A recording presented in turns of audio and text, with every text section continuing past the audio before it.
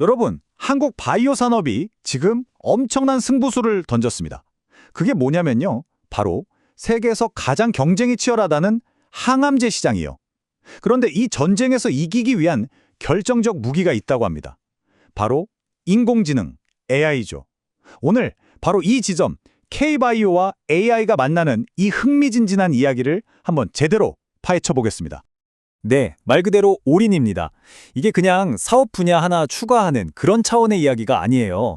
예전에는 K바이오가 여기저기 가능성 있는 곳에 발을 담그는 시기였다면 지금은 완전 달라요.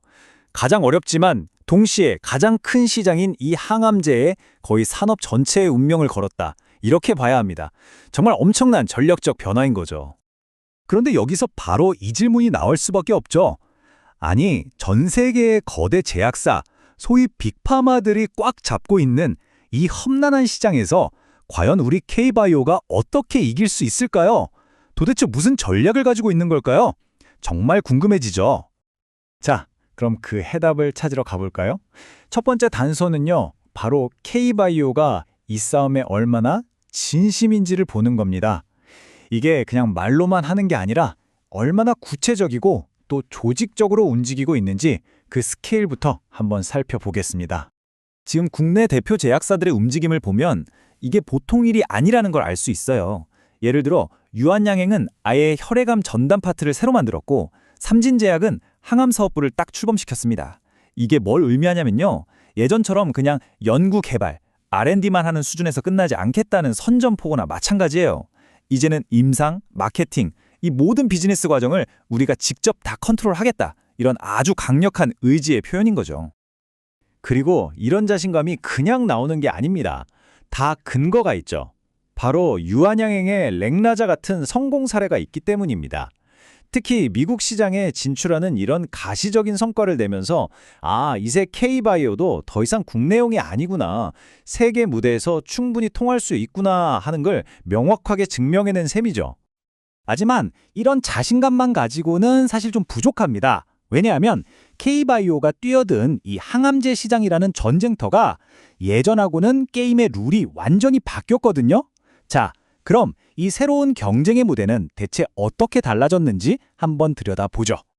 예전에는 신약 개발이 똑똑한 과학자 몇 명이 실험실에서 뭔가를 발견해내는 싸움에 가까웠죠. 하지만 지금은요, 완전히 다른 게임이 됐습니다. 이제 성공의 열쇠는 개별 연구가 아니에요. 방대한 데이터를 어떻게 통합하고 또 AI를 이용해서 어떻게 분석해내느냐, 그리고 이걸 바탕으로 글로벌 임상 전략을 얼마나 잘 짜느냐에 달려 있습니다. 데이터 싸움이 된 거죠. 이 새로운 전쟁터에는 당연히 새로운 장애물들이 버티고 있습니다. 천문학적인 개발 비용이나 엄청나게 높은 임상 실패율, 이런 건 이제 기본이고요. 암이라는 질병 자체가 워낙 복잡하고 변수가 많잖아요. 거기다가 이미 시장을 꽉 쥐고 있는 글로벌 빅파마들과 정면으로 부딪혀야 하니 이건 정말 쉬운 싸움이 아닌 겁니다. 자, 바로 이 지점에서 드디어 오늘의 주인공 AI가 등판합니다. 방금 우리가 얘기했던 이 모든 어마어마한 장애물들을 뛰어넘을 수 있는 핵심 열쇠, 그야말로 결정적 무기가 되어줄 AI에 대해서 지금부터 본격적으로 이야기해 보겠습니다. 네, 가장 중요한 포인트가 바로 이거예요. AI를 그냥 일을 좀 더 빨리 하게 해주는 도구 정도로 생각하면 절대 안 됩니다.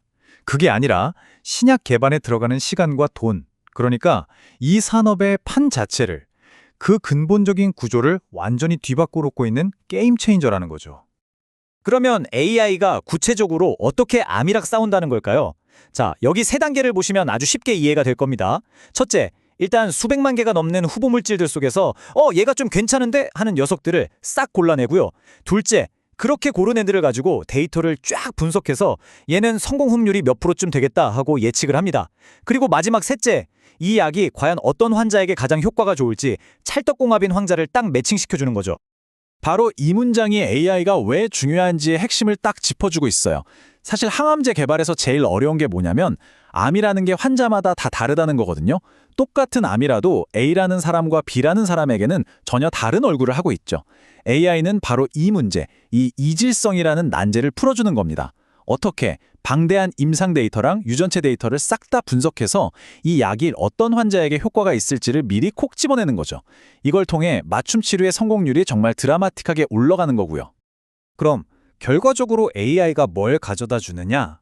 바로 이 세 가지입니다. 첫째, 신약 개발의 가장 큰 리스크인 임상 실패 확률을 확 낮춰주고요. 둘째, 한정된 돈과 시간을 가장 가능성 높은 곳에만 딱 집중해서 쓸 수 있게 해줍니다. 그리고 이 모든 걸 통해서 궁극적으로는 신약 개발의 성공 확률 그 자체를 끌어올리는 거죠. 자, 그런데요. AI가 이렇게 좋다고 해서 그냥 가져다 쓰기만 하면 이 경쟁에서 이길 수 있을까요? 천만에요. 이제부터가 진짜 중요한 이야기입니다. K-바이오가 반드시 해내야 할 다음 단계. AI를 단순한 도구로 넘어 전략적 자산으로 만드는 것에 대해 이야기해 보겠습니다. 네, 바로 이 말입니다. 오늘 이야기의 가장 핵심적인 메시지라고 할 수 있어요. AI는 단순한 도구가 아니라 전략 자산으로 내재화해야 한다. 이게 무슨 말이냐면 그냥 필요할 때 외부에서 사다 쓰는 연장 같은 게 아니라 우리 회사의 DNA 자체에 이 AI를 심어야 한다는 거죠. 그럼 AI를 내재화한다는 게 구체적으로 뭘 뜻하는 걸까요? 이건 그냥 AI 기술팀 하나 만드는 것과는 차원이 다른 이야기입니다. 회사 전체가 움직여야 해요. 전사적으로 투자를 하고 조직을 뜯어 고치는 건 기본이고요. 우리가 가진 AI 역량을 무기로 글로벌 파트너십을 우리가 주도해야 합니다. 또 가장 중요한 내부 데이터 인프라를 탄탄하게 쌓고 더 이상 외부 기술에 의존하지 않는 단계까지 가야 하는 그야말로 회사 전체를 바꾸는 거대한 작업인 거죠. 그러니까 이건 연구팀이나 기술팀 선에서 결정할 수 있는 문제가 절대 아니라는 겁니다. 이건 CEO를 포함한 최고 경영진이 우리 회사의 미래를 걸고 이 방향으로 간다고 결정하고 밀어붙여야 하는 아주 무거운 전략적, 재무적 결단인 거죠. 근데 이게 왜 그렇게까지 중요하냐면요. 세상이 바뀌었기 때문이에요. 특히 글로벌 파트너사들이랑 협상 테이블에 앉았을 때를 생각해 보세요. 이제 그 사람들은 우리 이 후보 물질 느낌이 아주 좋습니다. 이런 말 더 이상 안 믿어줍니다. 그들이 원하는 건 뭐다? 바로 데이터. AI로 철저하게 분석해서 과학적으로 증명된 그런 데이터를 가져오라는 겁니다. 자, 이제 마지막 파트입니다. 지금까지의 이야기를 전부 종합해보면 K-바이오는 지금 정말 중요한 그야말로 진실의 순간을 마주하고 있습니다. 이 거대한 세계 무대에서 살아남고 이기려면 K-바이오에게는 두 가지가 반드시 필요합니다. 하나는 속도, 또 하나는 정교함이죠. 그런데 AI는 이 두 마리 토끼를 동시에 잡게 해주는 어쩌면 유일한 열쇠일지도 모릅니다. 결국 오늘 이야기의 결론은 이 한 문장으로 정리될 수 있겠네요. K-바이오의 이 위대한 항암제 도전의 성공과 실패는 이제 누가 더 빠르게 그리고 누가 더 완벽하게 AI를 마스터하느냐, 바로 여기에 달려 있다는 겁니다. 그래서 마지막으로 이 질문을 던지면서 마무리하겠습니다. 과연 우리 K-바이오는 이 치열하기 짝이 없는 AI 경쟁에서 최종 승자가 될 수 있을까요? 그래서 결국 항암제 시장의 글로벌 강자로 우뚝 설 수 있을까요? 지켜봐야겠습니다. 진짜 경쟁은 바로 지금부터 시작이니까요. 재미있게 보셨다면 구독, 좋아요, 알림 설정까지 꼭 눌러주세요.